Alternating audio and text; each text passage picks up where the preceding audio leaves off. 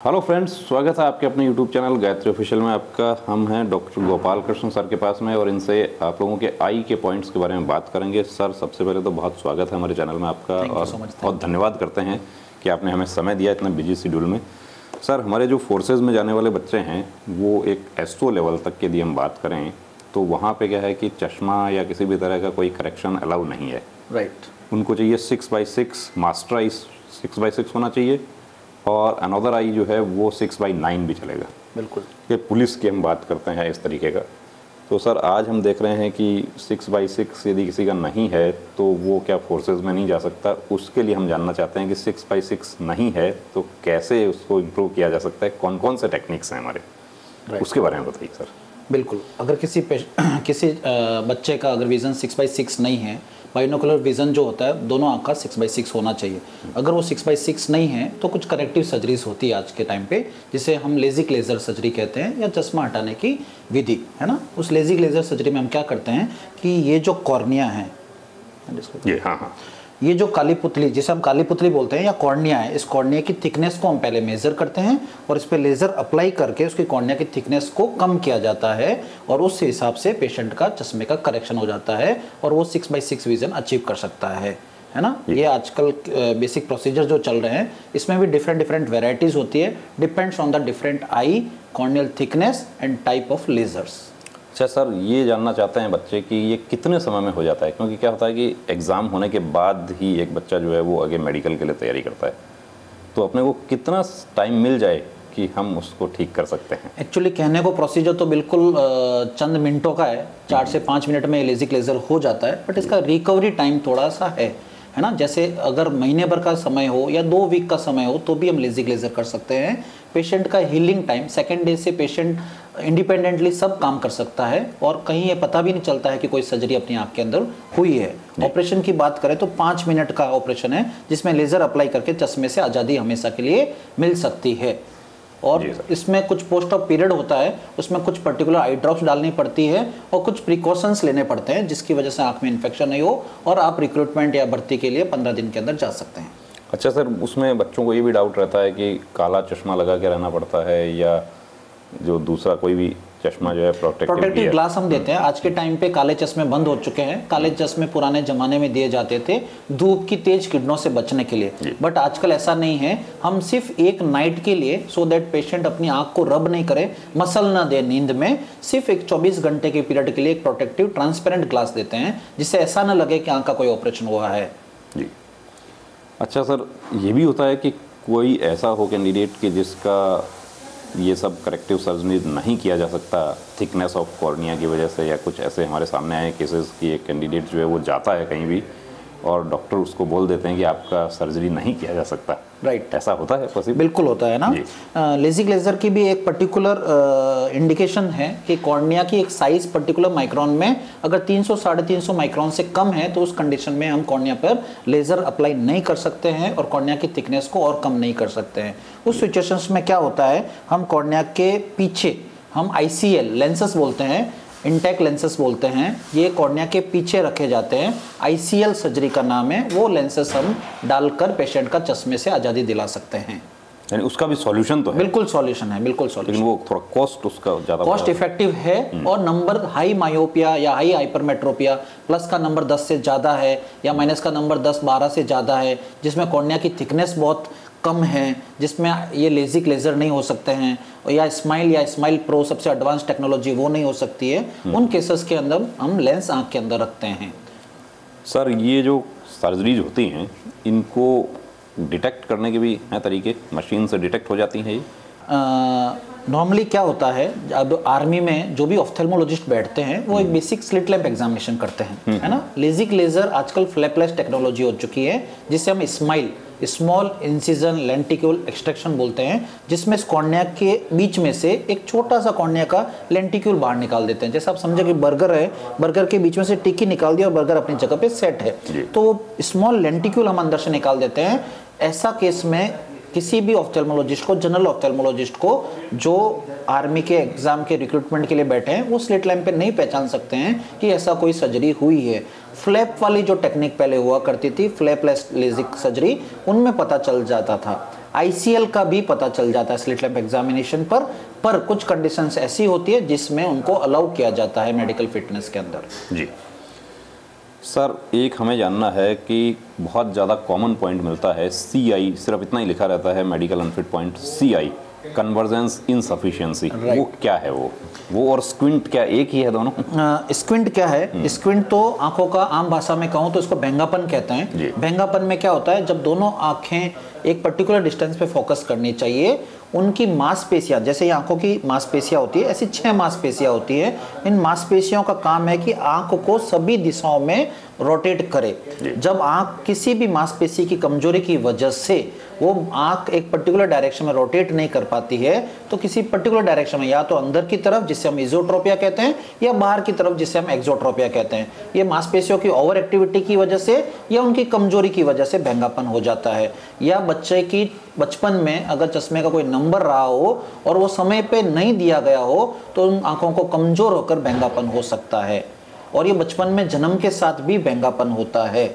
और चश्मे के एबनॉर्मल नंबर या एस्टिग्मेटिज्म, हाई एस्टिग्मेटिज्म होने की वजह से भी भेंगापन हो सकता है। बात आप कर रहे थे कन्वर्जेंस इनसफिशिएंसी की। कन्वर्जेंस इनसफिशिएंसी क्या होती है कि जब अपन नजदीक के लिए फोकस करते हैं, आंख नजदीक के लिए एकोमोडेट करने लगती है, तो दोनों आंखों का सेंटर की तरफ फोकस करने को हम कन्वर्जेंस बोलते हैं। और जब अपन नजदीक के लिए फोकस नहीं कर पाते हैं, तो एक आंख, कोई भी दोनों आंख में से एक आंख बाहर की तरफ डाइवर्ट हो जाती है instead of focusing on near vision, तो उसको हम कन्वर्जेंस का इनसफिशिएंसी बोलते हैं। उसके लिए कुछ ट्रीटमेंट होते हैं, एक्सरसाइज होती है, जिसे हम पेन एक्सरसाइज बोलते हैं, कन्वर्जेंस को अच्छा करने के लिए। तो कन्वर्जेंस को ठीक किया जा सकता है और उसका इलाज है। अच्छा, ये मतलब इसका किसी तरह कोई सर्जरी वगैरह भी होता है? स्क्विंट का सर्जरी होता है। स्क्विंट का सर्जरी होता है। जो ढीली मांसपेशियां हैं उनको टाइट किया जाता है, और जो मांसपेशियां टाइट है उनको लूज किया जाता है ना। उनको रिसेक्शन एंड रिसेशन सर्जरीज हम बोलते हैं। एक सर टॉसिस के लिए बताइए, टॉसिस क्या है? टॉसिस क्या होता है? ड्रूपिंग ऑफ आईलिड, है ना। नॉर्मली क्या होता है, अपर पलक जो है कॉर्निया की 1/6 पोर्शन ऑफ कॉर्निया का कवर करती है, ऊपर वाली पलक। अगर वो 1/6 पोर्शन से ज्यादा झुकने लगे तो उसको हम टोसिस बोलते हैं। मेडिकल टर्म में बात करूं तो drooping of upper eyelid is called as ptosis. तो इसका सर कोई ट्रीटमेंट इसका नहीं है? बिल्कुल टोसिस का ट्रीटमेंट है। टोसिस भी एक तो कंजेनेटल, जन्म के साथ किसी को हो जाए, एक एक्वायर्ड कोई ट्रॉमा, किसी को चोट लगे हो जाए, एक सेनाइल एज के साथ, बुजुर्ग इंसानों में एज के साथ मांसपेशियों की कमजोरी की वजह से पलक के झुकने को टोसिस बोलते हैं। इन सब का ट्रीटमेंट है। अलग अलग सर्जरीज की जाती है। एक मसल्स होती है आंख के अंदर जिसका नाम है लिवेटर पाल्पेब्रस सुपीरियरिस मसल्स। वो मसल्स की क्या स्ट्रेंथ है, उस मसल्स की स्ट्रेंथ के बेसिस पे डिसाइड किया जाता है कि टोसिस सर्जरी कैसी होगी। इन मांसपेशियों को टाइट करके, छोटे बच्चों में जैसे कंजेनिटल टोसिस है तो उसके अंदर हम स्लिंग सर्जरी करते हैं, या बड़ों में LPS का रिसेक्शन, मांसपेशियों को कट करके पलक को वापस उठाया जाता है। जब पलक इस सेंटर प्यूपिल को कवर कर देगी तो दिखना बंद हो जाएगा, तो हम ऑपरेशन का इस पलक को इतना उठा दें कि ये प्यूपिल के ऊपर चले जाए और करेक्शन हो जाए, उसको हम टोसिस सर्जरी बोलते हैं। सर्जरी। और ऐसा ही सर एक पॉइंट मिलता रहता है हमारे स्टूडेंट्स को टेरिजियम के लिए। बिल्कुल, क्या है टेरिजियम? क्या है? ये जो काली पुतली के पास में एक थिन ट्रांसपेरेंट चमड़ी है, कंजक्टिवा, म्यूकस मेम्ब्रेन है जिसको हम कंजक्टिवा बोलते हैं। ये conjunctiva because of the degenerative changes, मतलब बाहर एक्सपोजर में, धूप में, सनलाइट में जो लोग काम करते हैं उनका UV लाइटें आंख में डायरेक्ट गिरने की वजह से वो चमड़ी का काली पुतली के ऊपर चढ़ जाना, इसको हम टेरिजियम बोलते हैं। टेरिजियम मतलब a wing shaped mass which enclosing the cornea is called pterygium. और टेरिजियम को आम भाषा में मास या नाखूना बोलते हैं, जो काली पुतली पे ऊपर आ जाता है।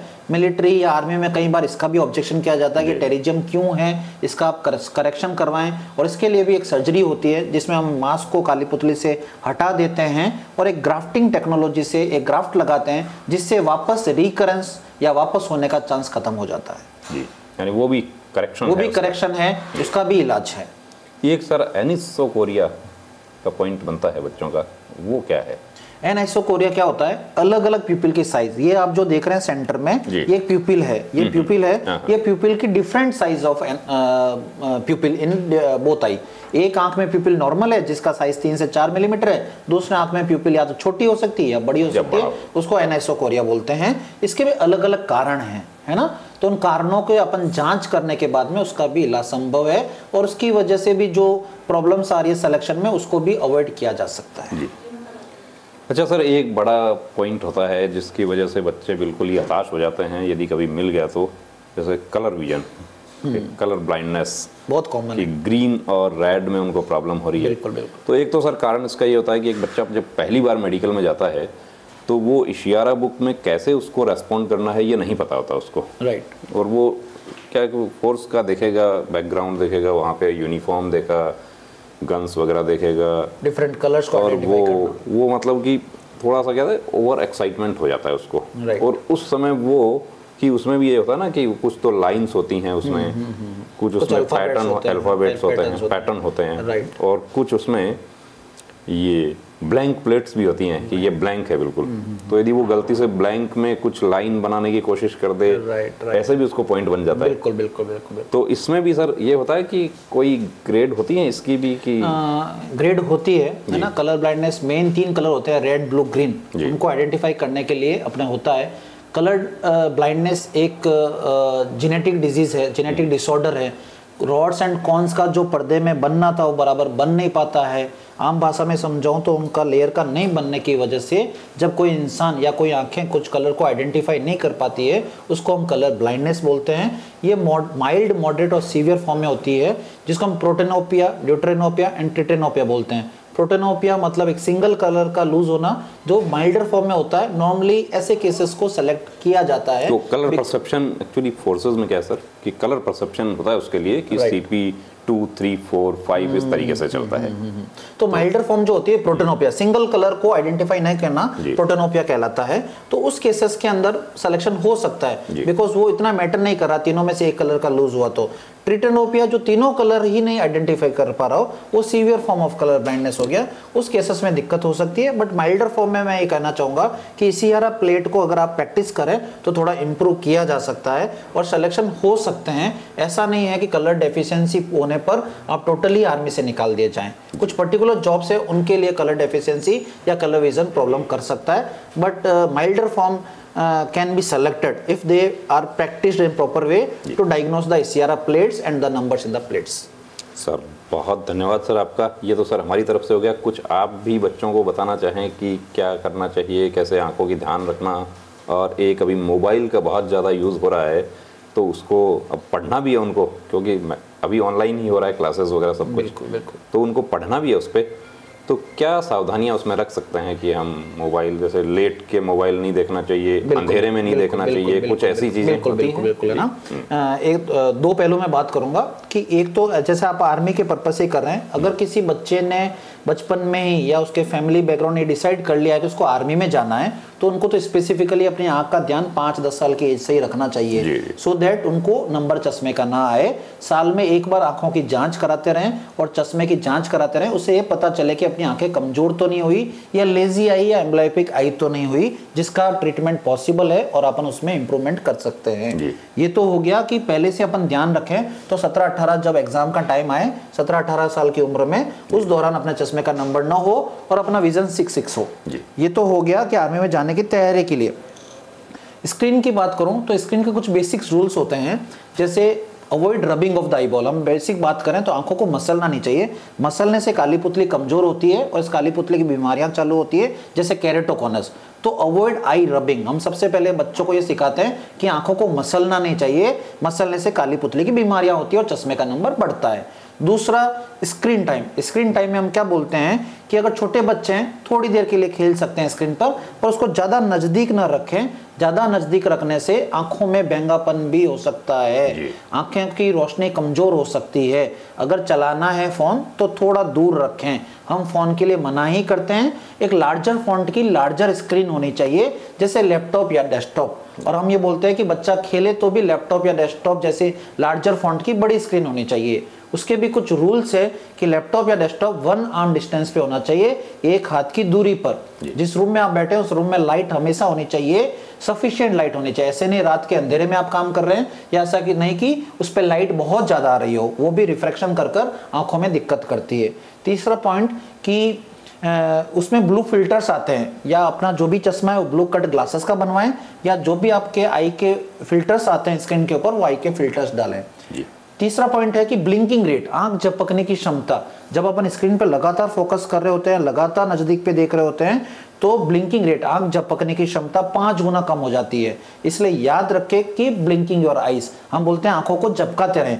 झपकाने से क्या होगा, जो भी आंखों में आंसू की परत, टीयर फिल्म जो बनती है, वो इस काली पुतली को गीला रखती है, उसमें सूखेपन को रोकती है और काली पुतली को न्यूट्रिशन प्रोवाइड करती है, कॉर्निया को।